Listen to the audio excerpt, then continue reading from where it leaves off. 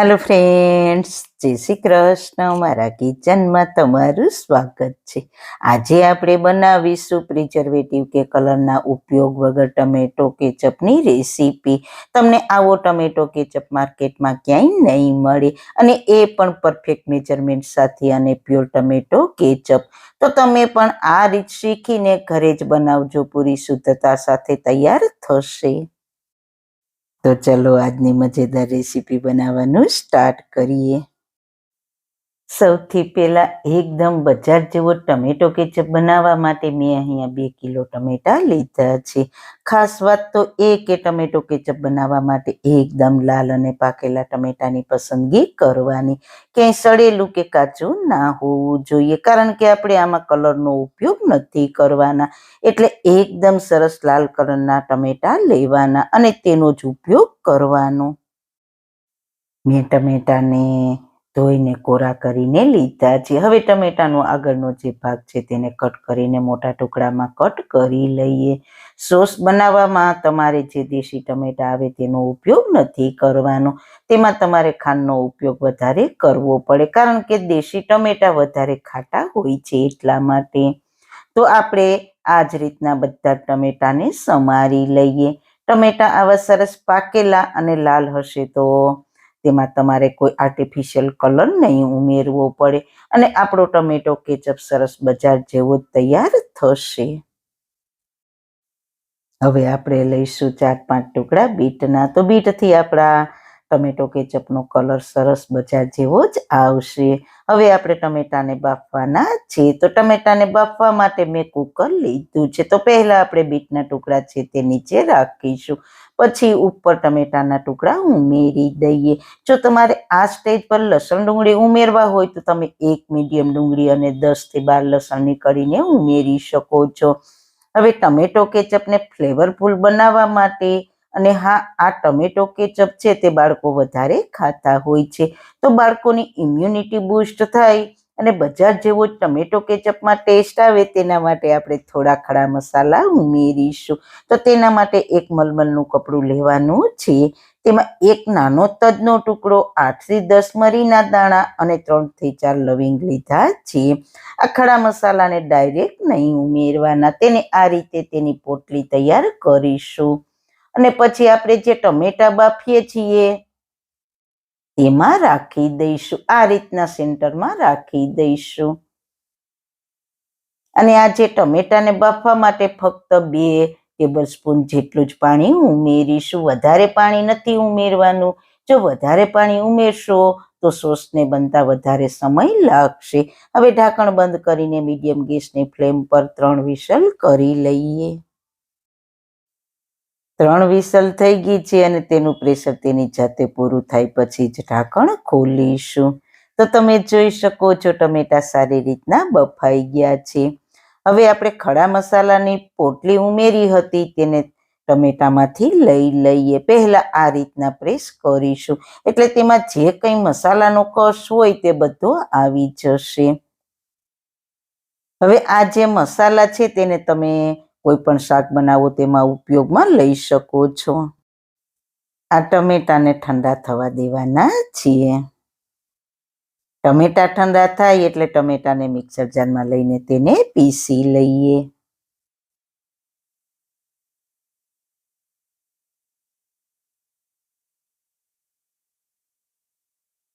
તમે જોઈ શકો છો એકદમ સરસ ફાઇન પ્યુરી તૈયાર થઈ ગઈ છે. હવે આ પ્યુરીને ગરણાથી ગાળી લઈએ. ટમેટો પ્યુરીને ગાળવી ખૂબ જ જરૂરી છે, એટલે ટમેટાની છાલના ટુકડા અને બીનો ભાગ હોય તો તે આસાનીથી અલગ થઈ જાય. તો પ્યુરી ગળાઈને ટમેટાની છાલના ટુકડા અને બીનો ભાગ ગરણામાં રહી ગયા છે, અને સ્મૂથ પ્યુરી ગળાઈને બાઉલમાં આવી ગઈ છે. હવે આ પ્યુરીમાંથી ટમેટો કેચઅપ તૈયાર કરીશું. તો તેના માટે કડાઈમાં પ્યુરીને ટ્રાન્સફર કરીને મીડિયમ ગેસની ફ્લેમ પર સતત હલાવતા રહીશું. 5 થી 6 મિનિટ પ્યુરીને કૂક કરીશું, એટલે તેમાંથી પાણીનો ભાગ હશે તે અલગ થઈ જશે. તમે જુઓ પહેલા કરતાં ટમેટો પ્યુરીનું લેવલ ઓછું થઈ ગયું છે. જે કંઈ પાણીનો ભાગ હતો તે બળી ગયો છે. આ રીતે તમે પહેલા પાણીનો ભાગ બાળી લેશો તો ટમેટો કેચઅપ ઝડપથી તૈયાર થઈ જશે. જો વધારે ક્વોન્ટિટીમાં તમે સોસ બનાવો તો થોડો વધારે સમય લાગે છે. હવે આપણે 2 ટેબલસ્પૂન જેટલું આંબલીનો પલ્પ ઉમેરવાનો છે. જો તમારે આંબલીનો પલ્પ ના ઉમેરવો હોય તો સ્કીપ કરી દેવાનો, પણ થોડો આંબલીનો પલ્પ ઉમેરવાથી ટમેટો કેચઅપનો ટેસ્ટ ખૂબ જ સરસ આવશે. મેં એક નાના આંબલીના ટુકડાને 10 થી 15 મિનિટ પાણીમાં પલાળી દીધો હતો અને પછી તેને મસળીને તેનો પલ્પ કાઢીને આમાં ઉમેરી દીધો છે. હવે આપણે 450 ગ્રામ ખાંડ ઉમેરી દઈએ. 2 કિલો ટમેટાની સામે 450 ગ્રામ ખાંડ લીધી છે. તમે તમારા ગળાશના ટેસ્ટ પ્રમાણે ખાંડ પ્લસ માઇનસ કરી શકો છો. ખાંડને સારી રીતના મિક્સ કરી લઈએ. ખાંડ મેલ્ટ થાય અને ખાંડનું પાણી બળી જાય ત્યાં સુધી ઉકાળીશું અને ગેસની ફ્લેમ મીડિયમ રાખીશું ને સતત હલાવતા રહીશું અને કૂક કરી લઈએ. ટમેટો કેચઅપ છે તે બધાનો ખૂબ જ પસંદ હોય છે ને લગભગ બધા જ નાસ્તામાં ટમેટો કેચઅપ સર્વ કરીએ છીએ. તો આપણે ઘરે બનાવીને રાખીએ તો બહુ જ એક સારો ને હેલ્ધી હાઇજેનિક કે સાથ બનેલો સોસ ખાઈ શકીએ. 15 મિનિટ પછી ટમેટો કેચઅપને ચેક કરવા માટે આપણે પ્લેટમાં થોડો ટમેટો કેચઅપ લઈશું અને પ્લેટને થોડી આ રીતના ત્રાંસી કરી અને તમે જોઈ શકો છો ટમેટો કેચઅપ હજુ રેલાય છે અને સાઈડ પર તમને પાણી દેખાય છે. તો પાણી અને ટમેટા અલગ પડે છે, તેનો મતલબ કે આપણો ટમેટો કેચઅપને હજુ 10 મિનિટ કૂક કરવો પડશે. તો હજુ મીડિયમ ગેસની ફ્લેમ પર હલાવતા રહીશું. 10 મિનિટ પછી ફરી ટમેટો કેચઅપને ચેક કરીશું. તો તમે જોઈ શકો છો 10 મિનિટ પછી આપણો ટમેટો કેચઅપ સરસ ઘટ થઈ ગયો છે. તો પ્લેટમાં લઈને પ્લેટને ત્રાંસી કરીને જોઈએ તો તમે જોઈ શકો છો બહુ જ ઓછો ધીરે ધીરે કરીને નીચે આવે છે અને પાણી પણ બિલકુલ અલગ નથી થતું. હું તમને બંને બતાવું છું. પહેલા આપણે ટમેટો કેચઅપ ચેક કર્યો હતો તે અને અત્યારનો કેચઅપ અલગ જ થઈ ગયો છે.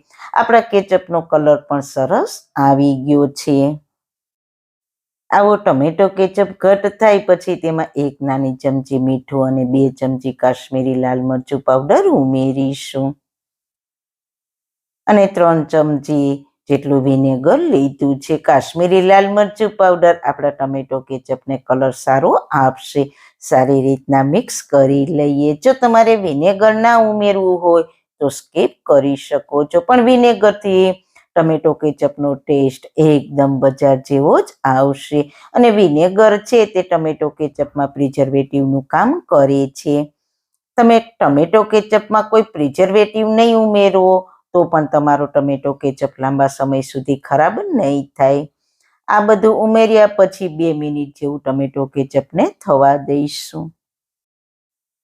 2 મિનિટ પછી તમે જુઓ આપણો ટમેટો કેચઅપ એકદમ સરસ તૈયાર થઈ ગયો છે. હવે ગેસની ફ્લેમને બંધ કરી દઈશું અને ટમેટો કેચઅપને રૂમ ટેમ્પરેચર પર આવે તેવો ઠંડો થવા દઈશું. તો આપણો બિલકુલ ટમેટો કેચઅપ સરસ ઠંડો થઈ ગયો છે. જો તમે વધારે ક્વોન્ટિટીમાં ટમેટો કેચઅપ બનાવતા હો તો તમને માર્કેટમાં ટમેટો કેચઅપમાં ઉમેરવાનું પ્રિઝર્વેટિવ મળે છે. તેમાં બધું જ માપ લખેલું હોય છે. કેટલા ટમેટો કેચઅપમાં કેટલું પ્રિઝર્વેટિવ ઉમેરવાનું, તો તમારે તે ઉમેરવું હોય તો તે ઉમેરી શકાય. નહીંતર આપણે આમાં વિનેગર ઉમેર્યું છે તેના લીધે પણ આપણો ટમેટો કેચઅપ 3 થી 4 મહિના ફ્રીજમાં આવો ને આવો જ રહેશે. હું આમાં પ્રિઝર્વેટિવ નથી ઉમેરતી, પણ જો તમારે આ ટમેટો કેચઅપને આખું વરસ રાખવો હોય તો તે પ્રિઝર્વેટિવ પેકેટ આવે તેમાં માપ જોઈને ઉમેરશો એટલે આખું વરસ તમારો ટમેટો કેચઅપ ફ્રીજમાં રાખશો એટલે ખરાબ નહીં થાય. આવો જ કલર અને આવો જ ટેસ્ટ આખું વરસ રહેશે.